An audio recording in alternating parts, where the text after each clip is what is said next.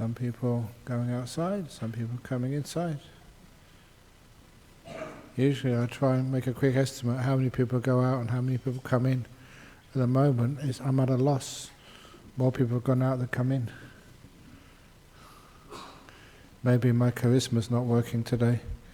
Maybe I'll spend it all in Hong Kong and Singapore. Okay, yes, a few more coming in. But of course many people actually watch these talks online. So many people actually go overseas, oh, I'll watch you online. Which is very wonderful that we can share all of these talks. And online it's much easier because if you're watching at home online, if you don't like it, you can always delete. But here you're not allowed to delete me. You're stuck with me for the whole 45 minutes. So, here we go. I do have a fan. Which doesn't work. Yay! Right. Okay. So, these talks on a Friday night, as I often say, you don't try and plan them, just let them happen. And it's just, people say some things just beforehand or the last hour or two, and it's just an obvious topic which keeps coming up and up and up and up. And the one today is, the old one about stress. I don't know why people are stressed out. What are you stressing out about? Can't you? This is your weekend. You don't have to work. I do. And I've just come back from 11 days just working my butt off in Hong Kong. I shouldn't have any butt left after all the hard work I do. But it's still there. My nose to the grindstone. She should be flat by now. And always accepting all these offers. I just say that as soon as you come back, you have to just get some physiotherapy on your arm, because people are always twisting my arm to do this and to do that. But, oh come on, relax. Because a lot of times that you understand that, you should be stressful, the amount of work you do, but you don't have to be. The stress has got nothing to do with how much work you have. It has nothing to do with all the problems you have in your life. It's nothing to do with all of this. It's not the world which is stressful. It's just the way we look at it. This is a wonderful thing which, a basic teaching and understanding you can learn. It's not the world is out to get you. It's just that sometimes we don't understand it. We react in a way which just causes things to be worse. So, instead of learning just to overreact to life, because that's like an inflammation. An inflammation, either of the immune system, or an inflammation because you have a wound, an inflammation of your head because somebody said something you don't like, or your expectations don't be met, or people keep shouting at you and criticizing you. All of those things is an overreaction to life. So we learn, hopefully in places like this, just how, number one, to overcome stress, lower your expectations. Simple things. When you go over to, one of the places I was over in Hong Kong, they're talking about all the children committing suicide in these universities because, this is next to China in Hong Kong, and it's a very, very demanding culture, trying to get jobs, trying to survive. And if you think you live in a stressful environment in Perth, this is like heaven compared to the stresses which people sometimes have to deal with in those countries. At least we have space. At least we have a beach, many beaches, in a place like Perth. But in some of these places, it's just really, really tough. Why? So first of all, it's because everybody wants, you have to succeed in life. You have to get somewhere in life. You have to be somewhere in life. That's what people think. especially in the Chinese culture where your parental expectations are very high, and you do have this idea of filial piety, you just want to look after your parents, but sometimes we don't know how to achieve that. So I was just saying that some of the experiences which I remembered growing up, one of those experiences which I haven't really mentioned that much, all these memories keep coming back every now and again. You know that when I was about 10 or 11 years of age, in my primary school, I managed to get on the school football team. And I was so proud of getting on the school football team, playing on a Saturday morning.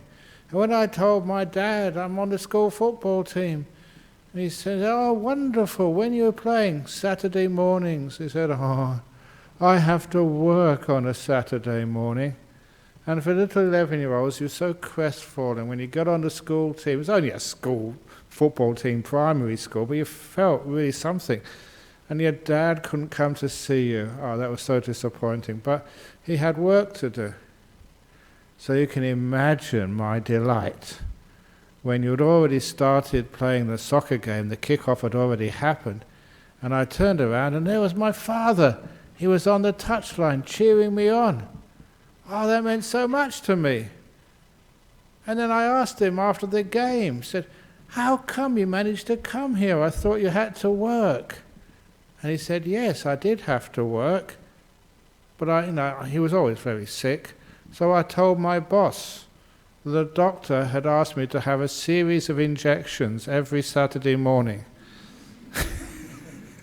He lied. He wasn't a very honest man, but he was so kind. And I'll give him that. He was putting his job at risk to see his son play football. And that meant so much to me. And that was the kindness, the education which I got from him. This ability to sacrifice, because being with your family is so important. But some of us think, "Oh no, we've got to get a really good education. And if you don't pass those exams, then you have tuition, extra homework. Keep pushing for the academic achievements." And so, we just do things all upside down. Do you really need academic achievements to get anywhere in life? Look at me, I've got lots of academic achievements, and I haven't got anything in life. I live in a small cave, I haven't got a house, I haven't got a car, I don't have any holidays. Honestly, I don't have holidays. When I go to Hong Kong, it's teach, work, work, work. I don't have any superannuation to worry about. If I lost my job in the Buddhist Society of West Australia, I'd be on the street. I've got no health insurance, got nothing, except beautiful memories of a kind father, kind friends, kind people, kind monks, kind kids. Thank you. And that is my inheritance. And so sometimes when we wonder about the stresses in life, we get stressed out because we're searching for the wrong things in life. Sometimes we should stop every now and go, what do you really want? A little question like that. Right now, what do you want in life? You want to be rich? Ah, come on, that's never going to happen. And if you are rich, and that is sometimes people saying, oh, I win the lottery, then I can do this and go there, I can pay off all my debts, I can just... You know what they say? They say, Ajahn Brahm, you know that you've got powers. I know you've got powers, so just a few numbers, that's all I want. Powerball. Then sometimes they ask for these things, and I've got to be really, really careful, because I don't know what it is. I don't know why, but sometimes when good monks, they forget to keep... I did this blessing once.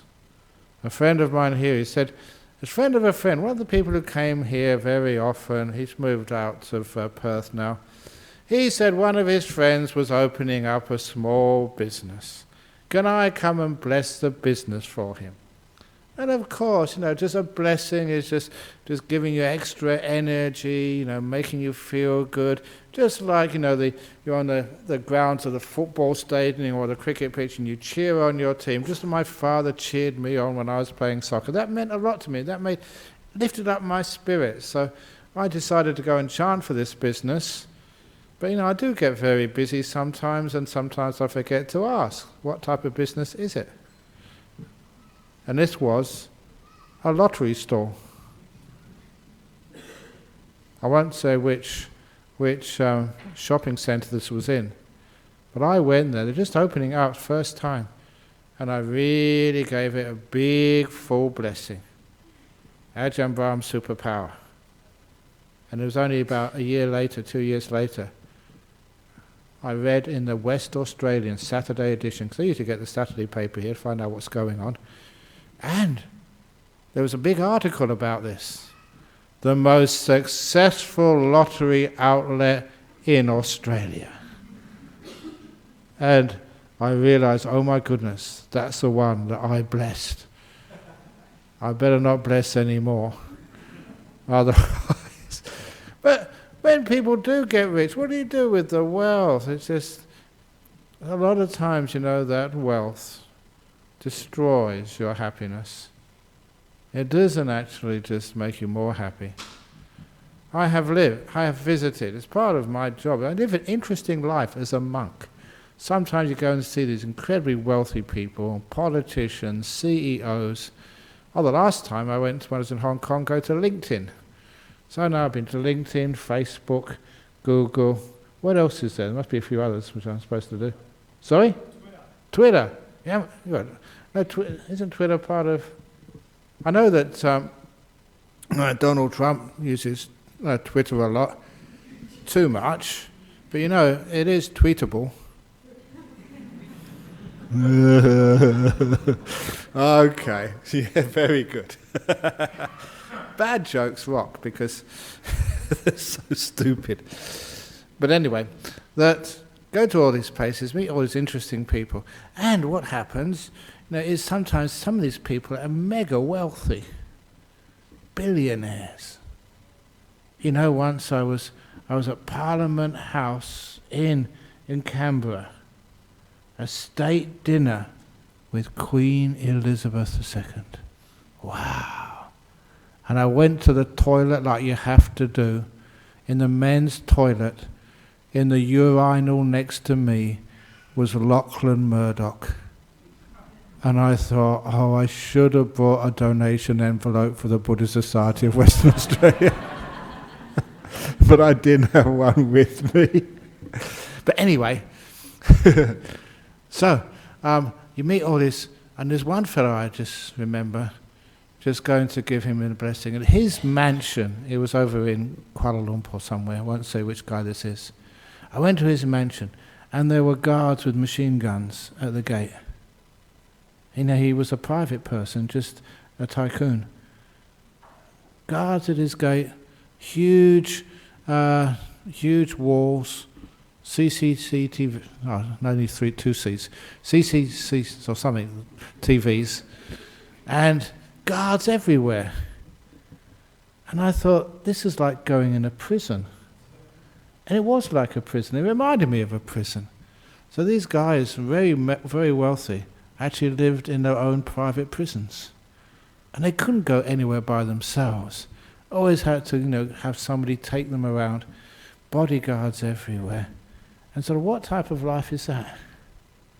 And I just remember growing up, small, what was it called? It's a council flat for really poor people in a part of London which, I never knew that this was so many migrants went to my little primary school.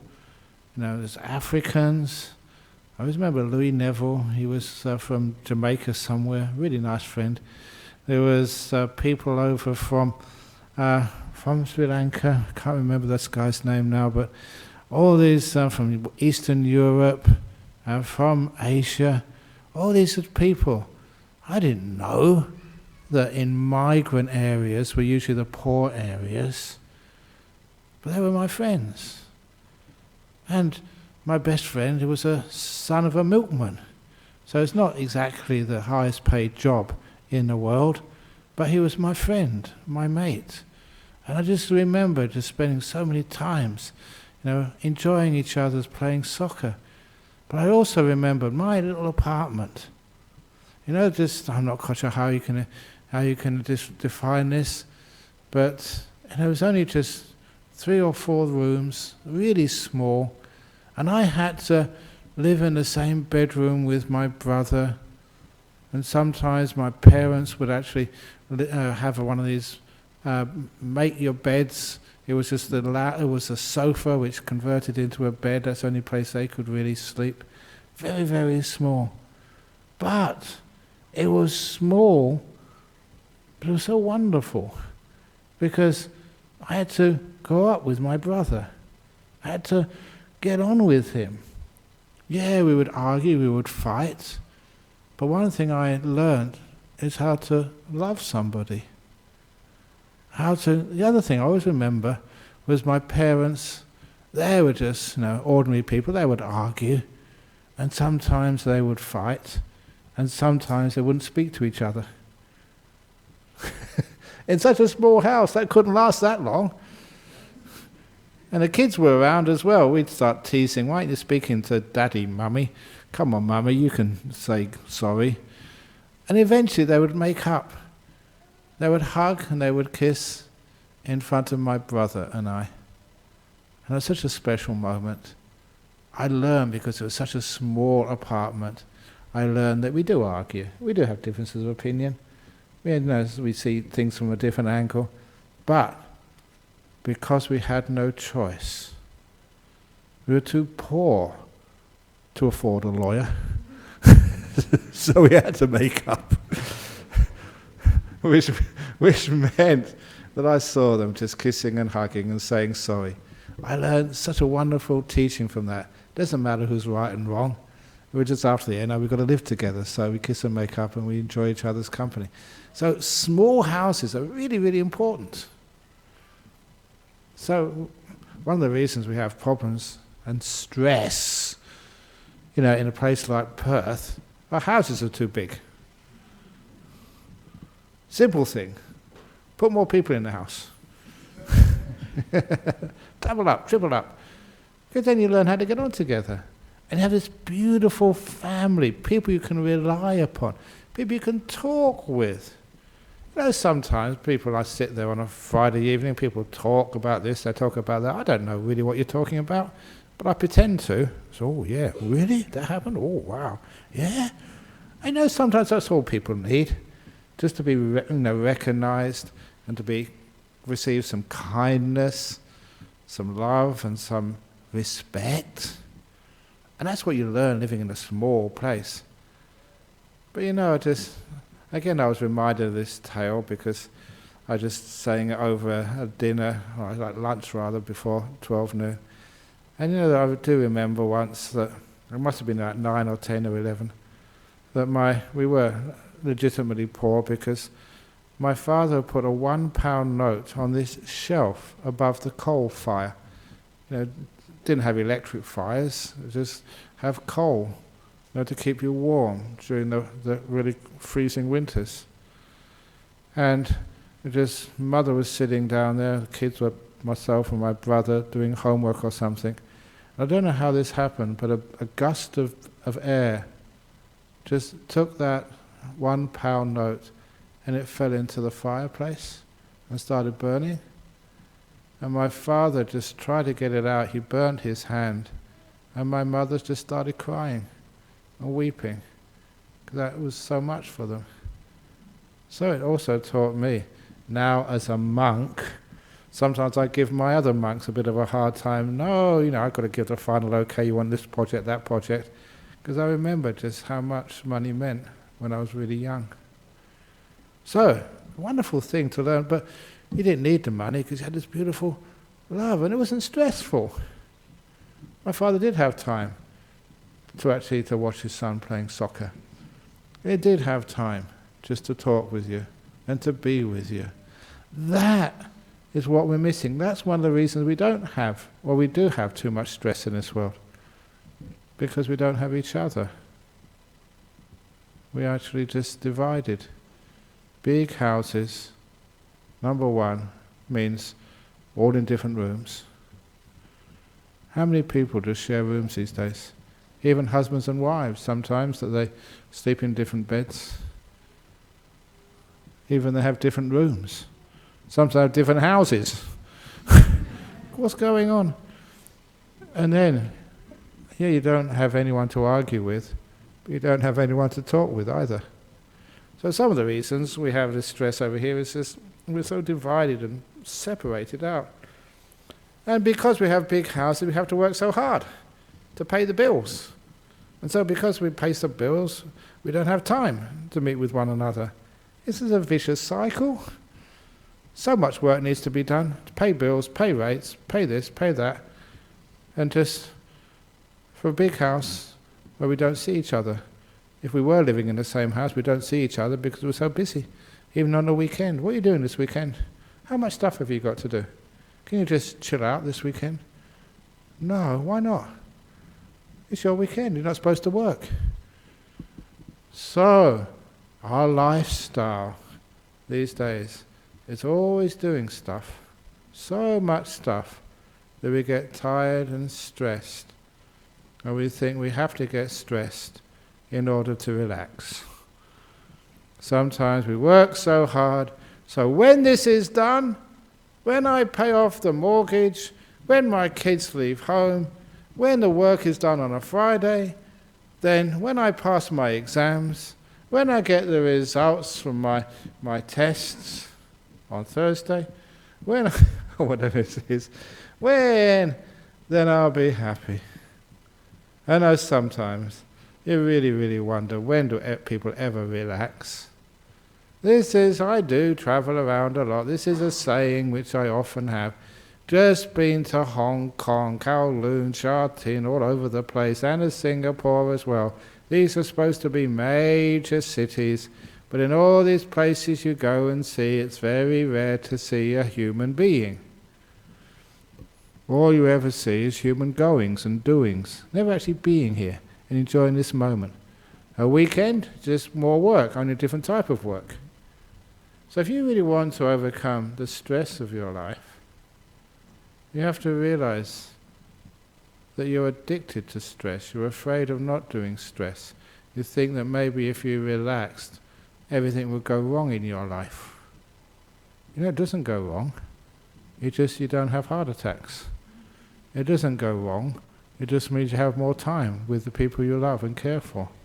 It doesn't go wrong. Yes, other people think you're really weird. Why is it you got 2 weeks holiday and you're just staying at home? Where are you going on the long weekend? Nowhere. I'm just being here. You're crazy. Go down to Margaret River. Go down to Bunbury. Go down to Bodhinyana Monastery. See the monks' ASA AGM. What are you doing that for? If you really want to see it, we'll video it for you, so you can see it at home. I can't understand why people travel around. People ask me, it's mostly actually the Thai people. They're here? No, okay, good. They asked me before I left. They said, "You're going to Hong Kong? What are you going to Hong Kong for? You going shopping?" Shopping? What do you want to go shopping for? Do you like going shopping? Why? No, number one, I'm a monk. Number two, I'm a man. So shopping to me is just weird.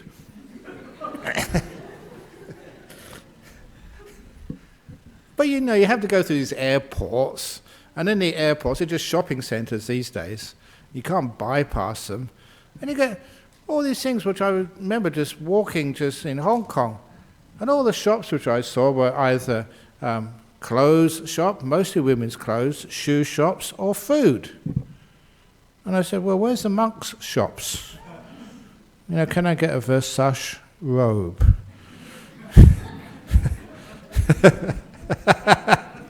A Gucci beanie. They didn't have any mug shops there. How many clothes do you need? The nice thing about living a simple life. It is great being a simple monk. this is my baggage. It's actually just about all this. What have I taken out? I don't know if I've taken out, but about this. Every time I come back to Perth Airport, it's brilliant. The guys know me there. Now they call me Abbott. So the guy this afternoon said, Abbott, you're back again. He said, you should have your own aircraft by now, he told me this afternoon. And I said, if I did, you'd be out of a job. He said, oh, yeah, that's true. So off we go. So he just stroll through, because you haven't got enough to search. So simplicity is a way to overcome stress. But why do we have so much stuff? Just in case. We worry so much about the future, what might happen. What might happen? You don't have to worry about anything. Because, again, I think 2 weeks ago, and especially just last week, because Chinese Year of the Dog. So I have to quote the great American philosopher, Snoopy. And it's true. I mean, these little animals, the sort of stuff you get from the cartoons, are just simple, profound, and everybody could understand it. You just read Nietzsche or Wittgenstein, and it just screws up your head. You don't know what he's up to after a while, but anyway, Snoopy is really profound and easy to understand. One of the things he said, which I was talking about, was he said that worrying about things never stops bad things happening. If you worry about it, you don't worry about it, bad things happen anyway, but it stops you enjoying the present. What are you worrying about? You're destroying your weekend, destroying being here. So it's not the fact you've got lots of things to worry about. Let other people do the worrying for you. Why not? That's what the government is for, to do the worrying. Your job is just to do the enjoying. That's what you pay your taxes for. So, you refuse to worry on the weekend. Or if you have weekend jobs, then don't worry on Monday or Tuesday or Wednesday or Thursday or Friday, whatever. So, that reminds me of that story. These things come up. Monks know all these stories. And listen, if you complain about me telling the same stories over and over and over again, I have to hear them more than anybody. So I know these stories, but anyway. So this is the migrant who came to Australia. And even though he was well educated, had lots of qualifications, when you come to a place like Australia, your qualifications don't mean anything. And I'm a bit worried about that, because now you have to have a qualification to teach mindfulness. You've got to be accredited. You've got to go to a course and get a certificate. So it's only a matter of time when I won't be allowed to teach meditation because I haven't gone to a course. I've taught the people who teach the courses, but I haven't done the course myself. It's really weird, isn't it?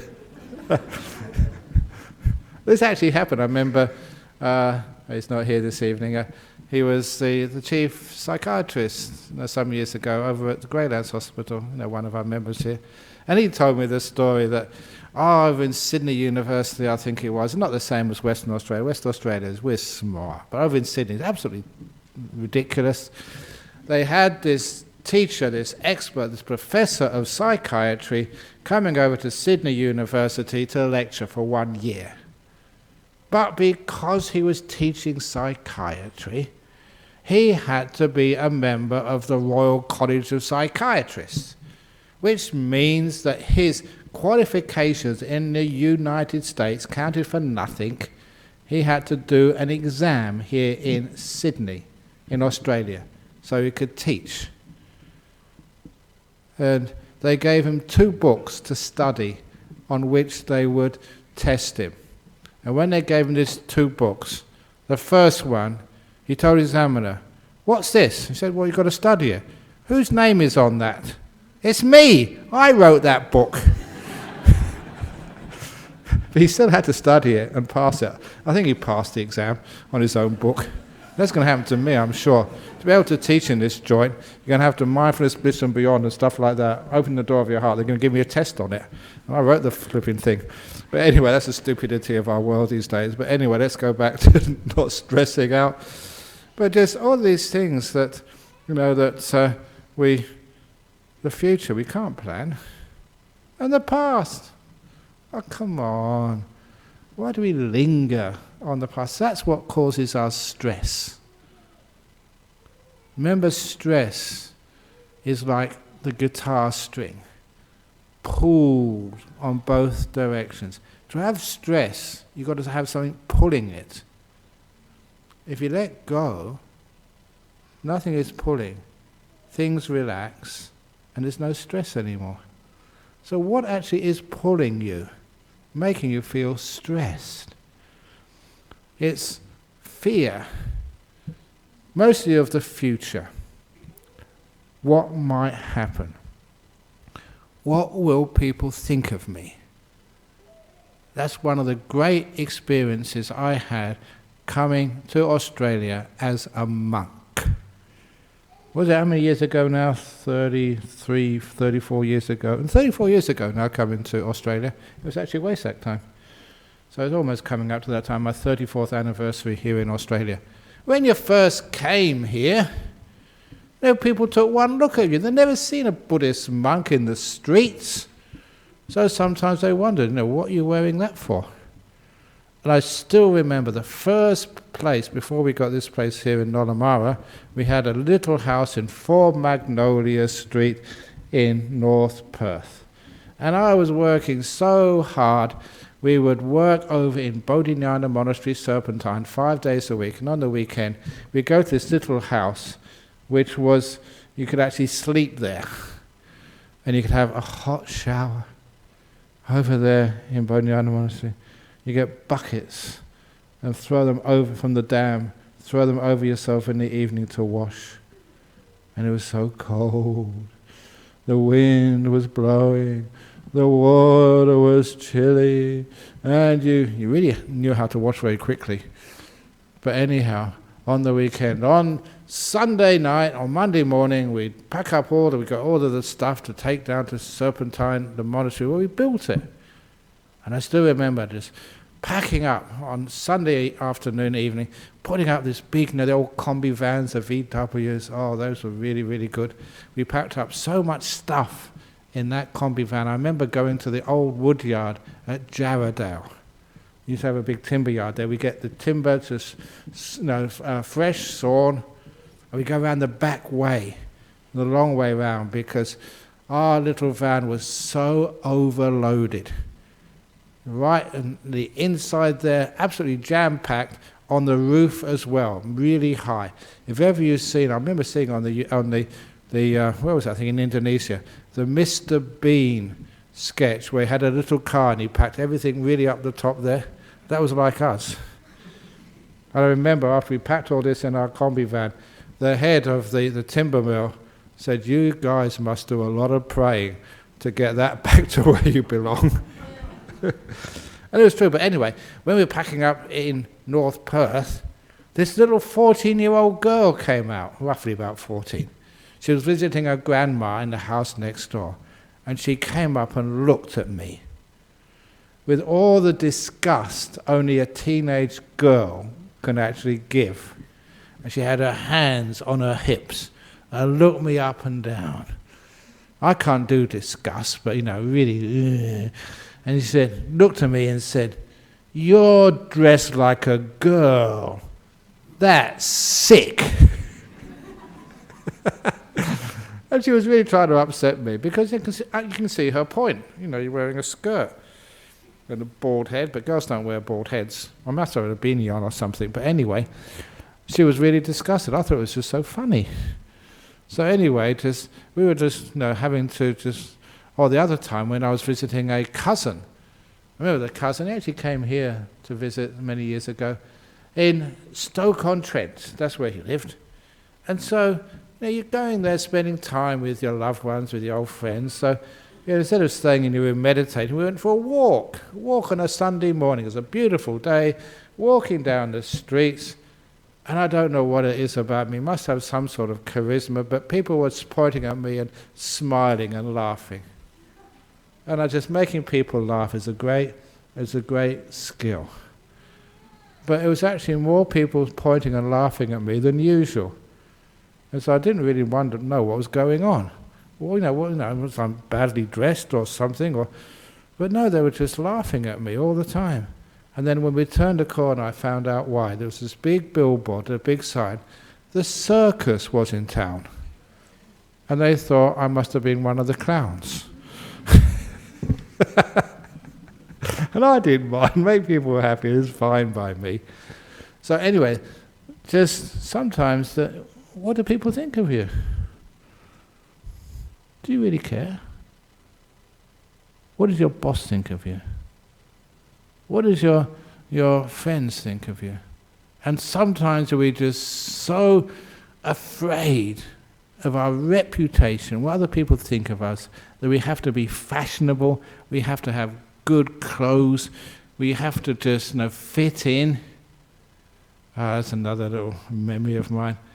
When I was really into rock music when I was young, and I used to have these big concerts. I remember going to the Isle of Wight rock festival, 1970.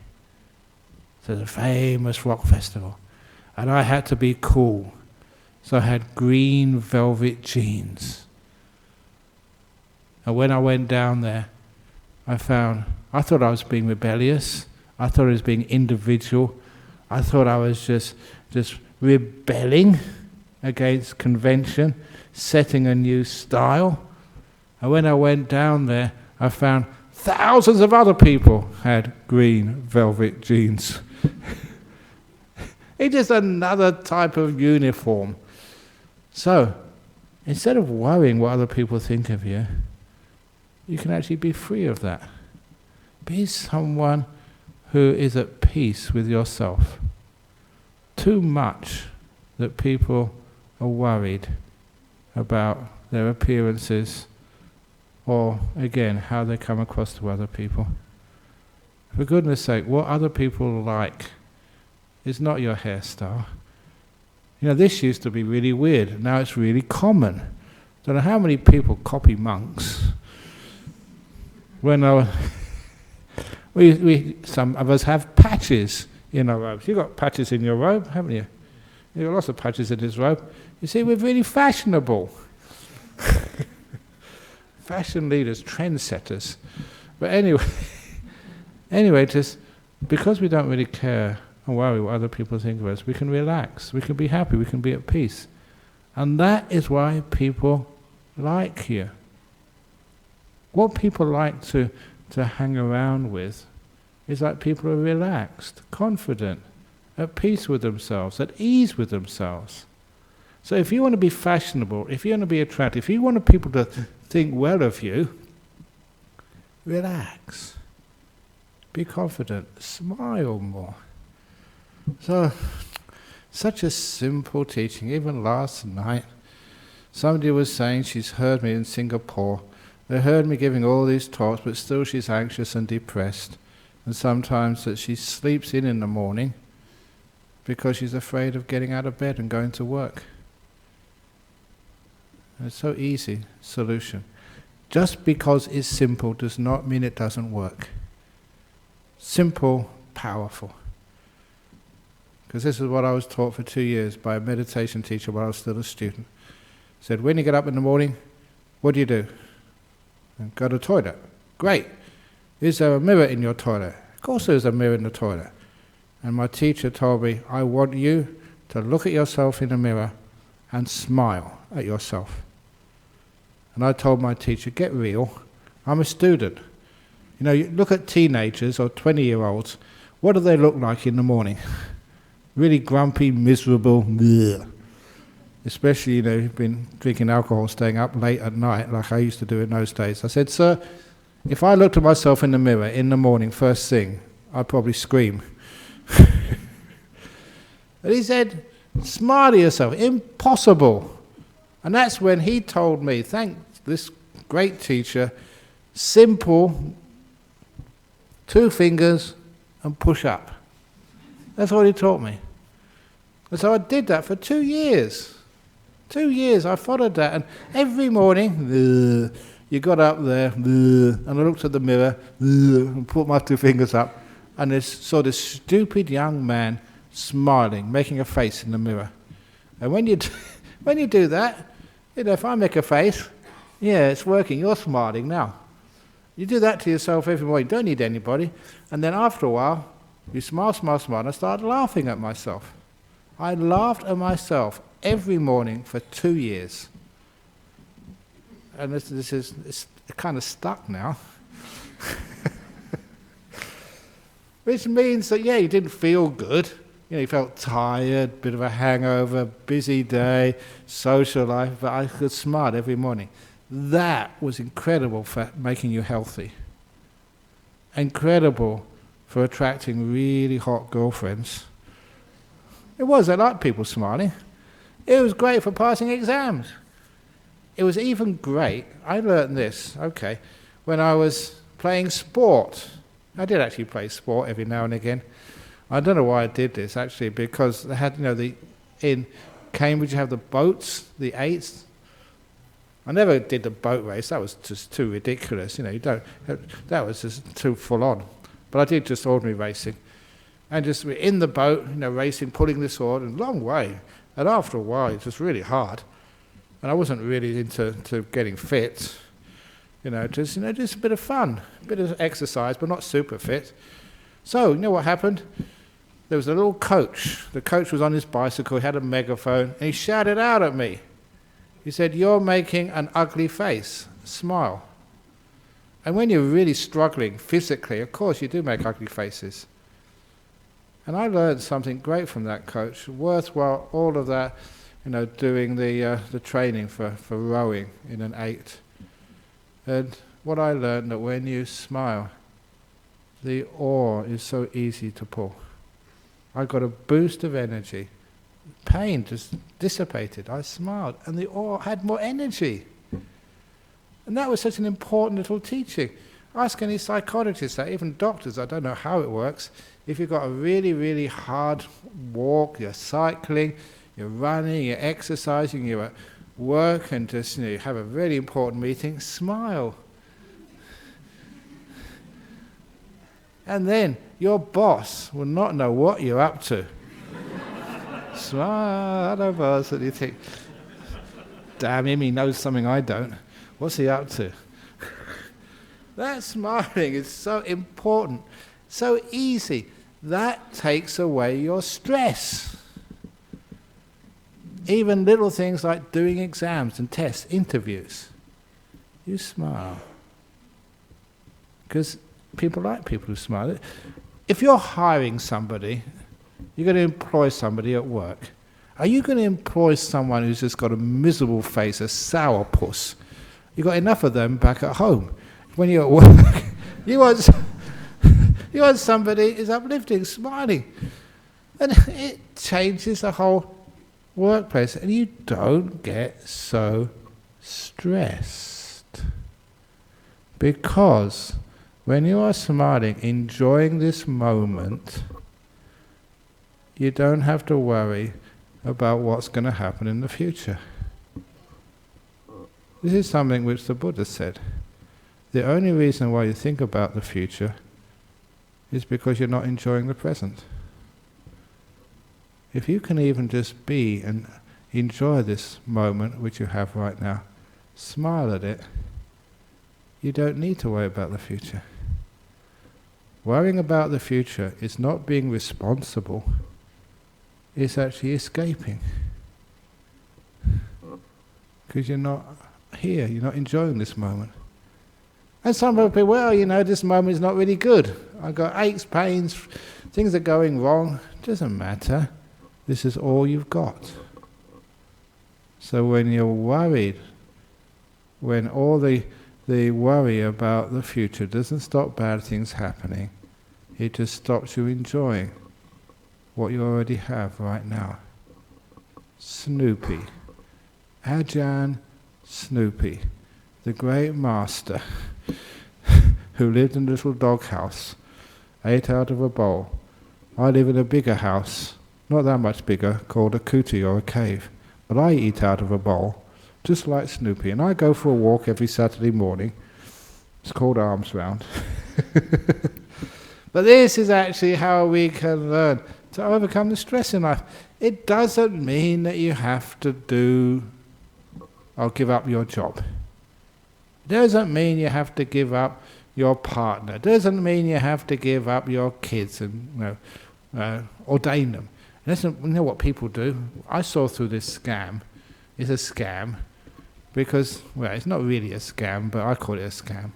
Because when it came to holiday times, in places like Malaysia, sometimes in Thailand, they would get their children to actually spend 2 or 3 weeks in a monastery ordaining as a novice monk or even novice nuns. Wonderful thing. So we could take your children 2 or 3 weeks, they ordain as a novice, we train them, discipline them, feed them, and they come home much nicer kids. At the same time, you've got 2 or 3 weeks we can go on a holiday or visit your homeland, knowing that your children are really well looked after and you don't have anything to worry. Free childcare. So we have to look after your little, I won't call them little monsters, but no, they're very nice little kids. But anyway, so why do you just stay with the people you are with? They're good enough, your kids. Spend time with them. Just like my father spent time with me, just watching a football match. It's amazing just how I remembered that. And that's I cherish that. These are the things which you teach your children. The things which you learn from your partner in life. You don't look at what goes wrong in life. Think of all the times you've had a wonderful evening. If you've got a partner and you've had a wonderful time together, please keep thinking about that. Why? Why did that work? Why did you have a wonderful time with her or him? When it all goes wrong, please forget about that. Because you learn from successes, not learn from mistakes. This is an important part of having no stress. But apparently, I know I teach this in businesses, go all these businesses, not just LinkedIn and Google and other stuff. But you know what happens? Is that when anything goes wrong, we keep on having meeting after meeting after meeting. It went wrong, it shouldn't have gone wrong, why did it go wrong? You're to blame, out. Your mistake, out. When things go wrong, just forget about it. Don't blame anybody, but when things go right, that is when to have the meetings. Why did it go right? And who was responsible? Me. And we learn from what goes right in life. We learn not from stress, but those moments when you don't have stress. When you have a beautiful evening, a beautiful day, a beautiful weekend. We learn not from the negative, from the positive, which is one of the reasons why somebody once asked me, well, I don't know, what's the difference between letting go and letting be? Letting go is just letting go of complaining and controlling, letting go of fear. When you let go of all of that, what's left? That's when you let things be. But sometimes you can just look at let it be. Just let this weekend be. And if you are peaceful and happy, if you smile at your kids, instead of complaining about them, spend time with them, connect with yourself, connect with the weekend, connect with your body so you can feel healthy, connect with your mind. It needs peace, it needs rest. Then you find you can be so efficient in this world. You get so much done, but without any stress. I am a high achiever monk. There's so many organisations. It's not just Buddhist Society of West Australia. It's over in Hong Kong. is called BIF, Bodhinyana International Foundation, and the people there are called Biffers. I named them Biffers. And they're doing really amazing, just how much stuff which I do over there, how many people come to the talks, in the newspapers, and just videos, and goodness knows, in universities, and where else did I go? Not just LinkedIn. The Foreign Correspondence Club, which is really cool. All these people, they keep coming back. And you enjoy yourself. And you give. And it works. And in Singapore, there's 2 groups over there, Brahm Center and Buddhist Fellowship. They're flourishing. I don't know how many people did I talk last night, about 2,000 or 3,000 people. And I was wondering, this was on a Thursday night in Singapore. They were giving up their evening meal straight from work, straight to the talk. For 3 hours they were there. Amazing, so I have all that responsibility. All those groups, group over in England, group over in, got the Brahm Center, Brahm Society in Colombo. I got the Basiko, that's my group over in Indonesia. Got all these different things. ASA, Australia Sangha Association, monks and nuns from all over, all traditions, over in coming this weekend. You got the Buddhist Society of Victoria. That's their spiritual advisor. So many advisors, so many things to do. But do I look stressed? So, you smile. So sometimes I get tired, but even just coming over a long flight, not that long, but I had to get up early in the morning to actually get the plane and just come back here. And then this is how you deal with life. No stress, both ends loose, happy, smiling, and resilience. Something like that goes wrong, you don't get angry.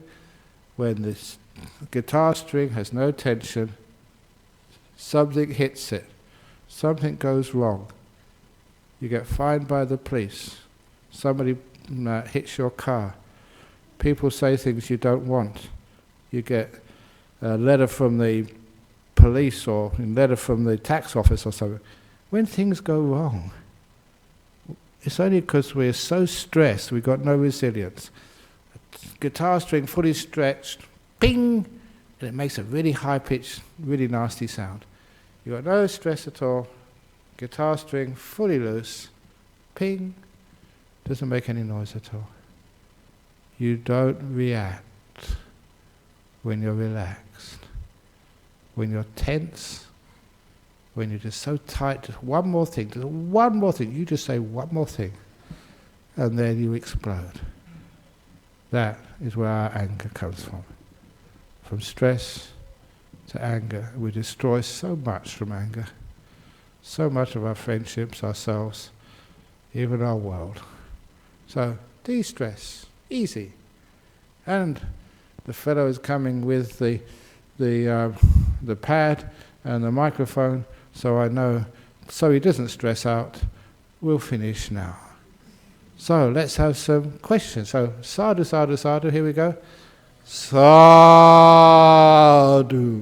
sadhu, big one. Sadhu.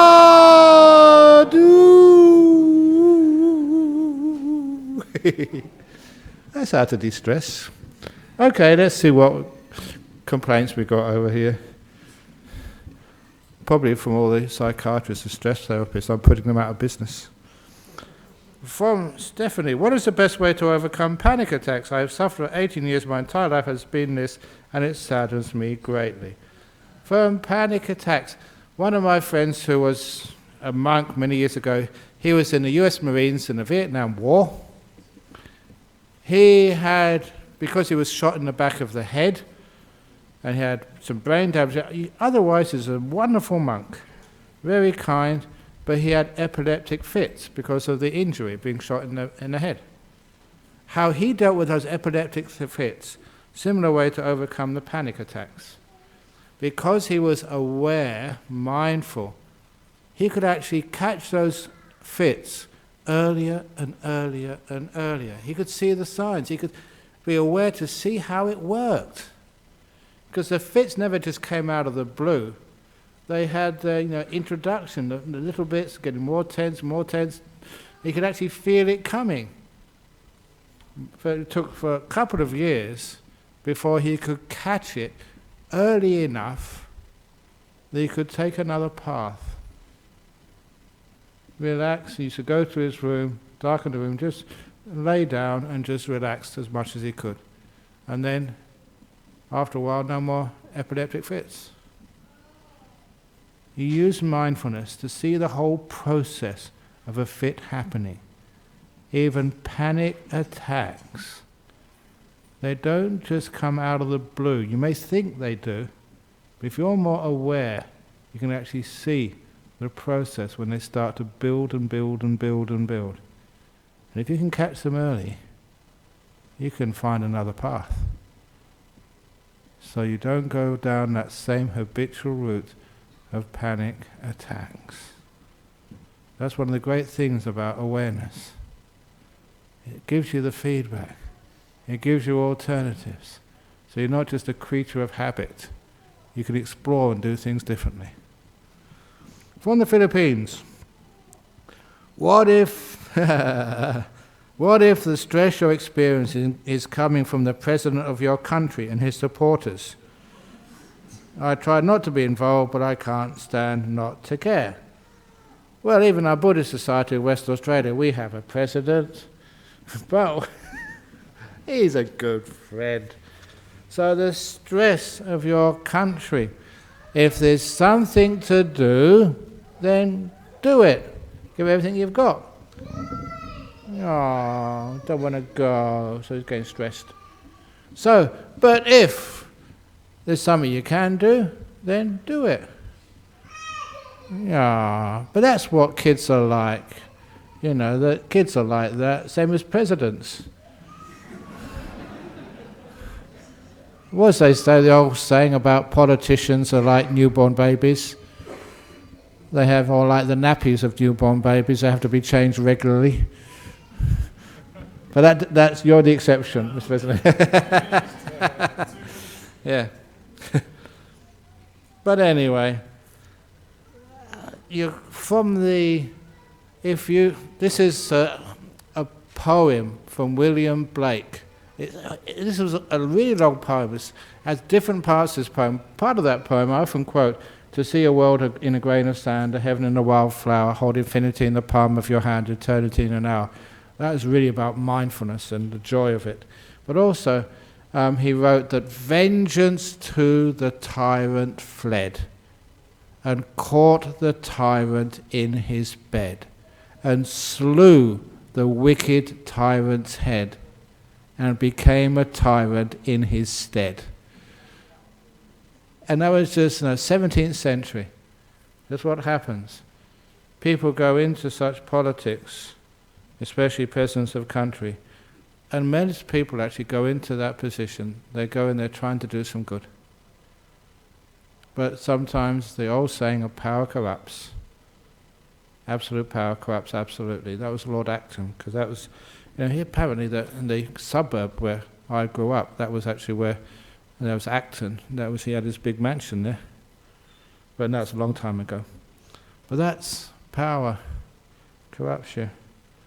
But if you use violence and you get angry and stress to try and get rid of those presidents, you become the same. They bring you down to their level. That's been our history of our world. Overthrowing tyrants, and then we installed another tyrant. Is there another way? From the USA, according to Buddhism, are stress and trauma forms of spiritual pathology, or something that needs to be acknowledged and contemplated first? How does one come to truly let go instead of simply suppressing the difficult emotions? This is just like mistakes in life. I often say this, you acknowledge mistakes, You acknowledge them first of all, forgive them. You don't make the mistake another reason for feeling bad about yourself, which is where we get suppressing from. Acknowledge it, forgive it. There's nothing wrong with this, nothing evil. It's not against the precepts to be, it's not against the law. You don't get put in jail for being stressed. You get put in hospital. So first of all, you acknowledge it. And forgiving it means you just don't punish. Punishment is one of the terrible things which causes more stress in this world. If someone asked me in Hong Kong, do you believe in punishment? I said just no. A really absolute, definite answer, which was quite shocking to them. What about really bad people? Look, punishment just makes them worse. And when I was punished, all I learned when I was punished at school for making a mistake was to make sure I don't get caught next time. It was just like learn how to be more smart and sneaky. So punishment never worked for me, but acknowledgement, forgiven, it's part of life to make mistakes. And even stress and trauma, mistakes happen in life. The dog shit for the mango tree. But we learn from it. It's a learning which is a growth in spirituality. Stress and trauma, it happens. We have to learn from it. Not contemplated. Contemplate too much thinking. Explored. Understood. Really just gone right into, so we understand how it works. Just like I said with that panic attacks, or with the guy who had the epileptic fits. Explore it, understand it, and once you understand it, you have power over it. It's not the best metaphor, but in the Chinese art of war, know the enemy, know thyself. 1,000 battles fought, 1,000 battles won. That was a military thing, but the reason it became famous because that is about our life. You've got like stress, trauma, our enemy. So know the enemy, know yourself. 1,000 battles won. So 1,000 battles fought, 1,000 battles won. That's how we overcome these things. Through wisdom, through understanding. But not contemplating thinking. Thinking goes around, it's like a moon, a satellite, it orbits the problem. It thinks around things. To actually explore it, you have to go into it. Not escaping from it, but going towards it. So anyway, any questions from the floor? Great. Oh, there was one. Was there? No? Yeah? Okay.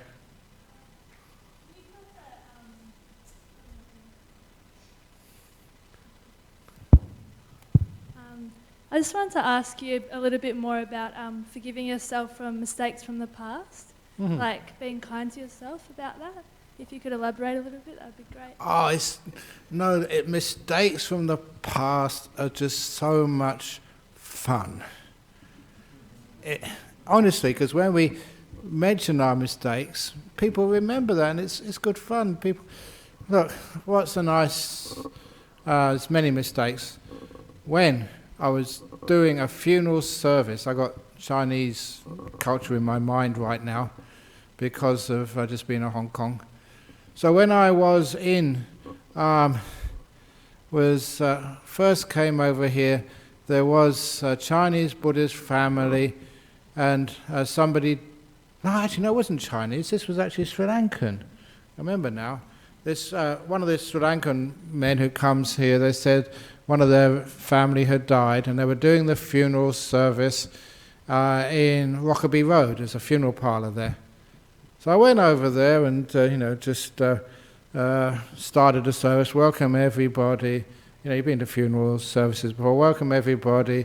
Welcome everybody, and it's to do the Buddhist funeral service for the mother of my friend over here, Ranjan or something, whose mother just passed away. And that's just how I started. And at that point, this old lady at the front stood up, interrupted me, And she looked at me and said, "It's not me who died, it's my husband. I'm still alive. Nothing wrong with me."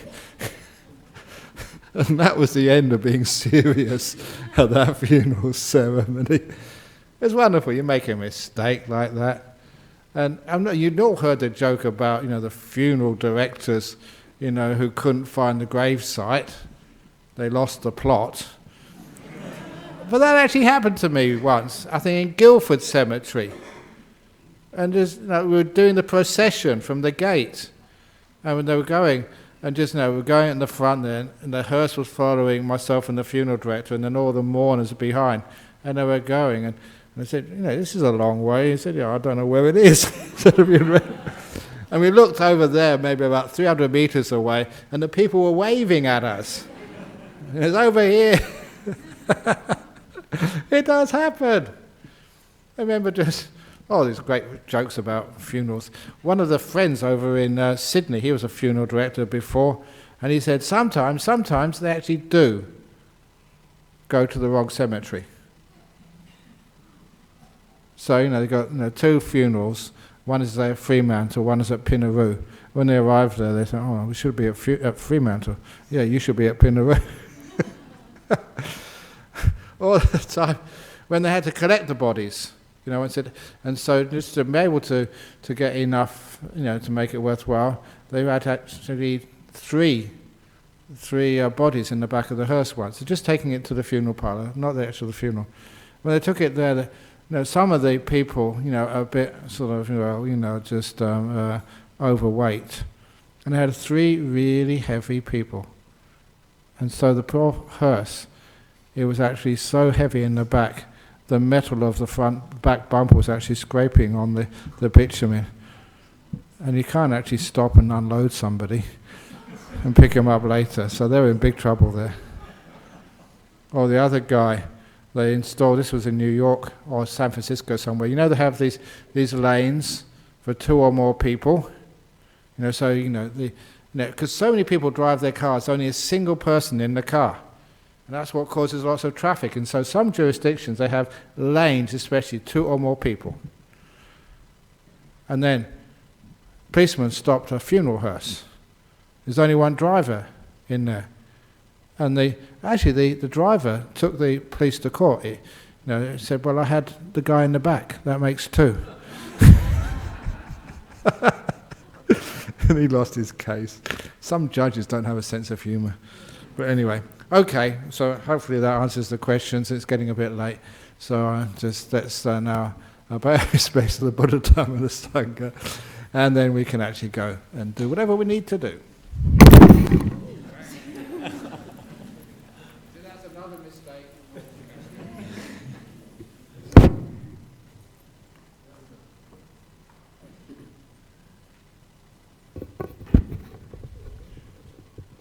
Oops. Very good.